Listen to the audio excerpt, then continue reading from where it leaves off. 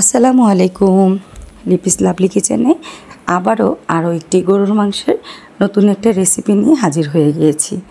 গরুর মাংসটা আজকে আমি রান্না করছি একদম অন্য একটু স্টাইলে। গরুর মাংস জানি সবার জন্যই, যারা হার্টের রোগী আছেন তারা অনেকেই খেতে চান না ভয়ে।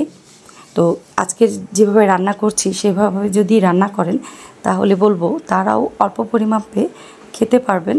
কারণ এই সবজিগুলো ব্যবহার কারণে গরুর মাংসের মধ্যে থাকা যে এক্সট্রা ফ্যাটগুলো থাকে সেটা অনেকটাই কেটে যায়।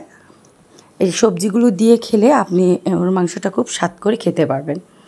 তো মশলাগুলো কিন্তু খুবই ঘরোয়া মশলা।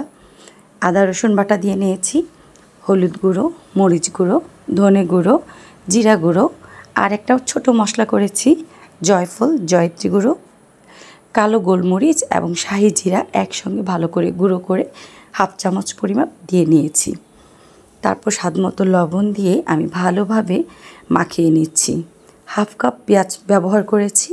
সব কিছু মাখিয়ে ভালোভাবে মাংসের সঙ্গে নিতে হবে। আপনার মাখানোটা যদি ভালো হয় তাহলে কিন্তু আপনার মাংসের স্বাদটা আরও বেড়ে যায়। মাখানোর পর আমি ব্যবহার করছি সয়াবিন তেল।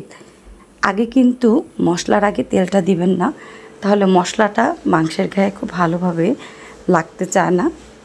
আমি বলবো আগে মশলা দিয়ে ভালো করে মেখে তারপর তেল ব্যবহার করে আমি চুলার মধ্যে বসিয়ে দিয়েছি।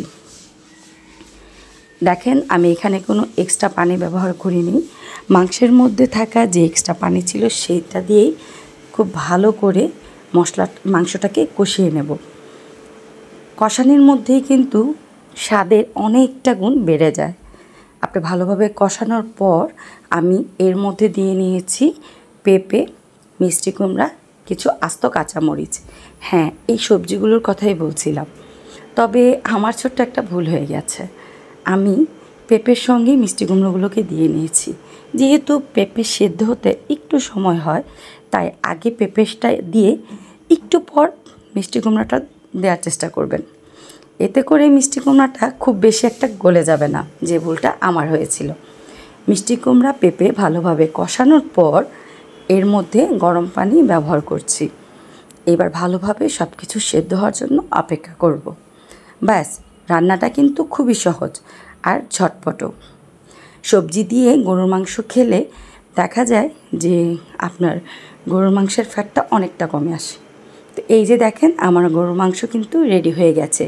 এবার গরম গরম ভাতের সাথে পরিবেশন করে নেন।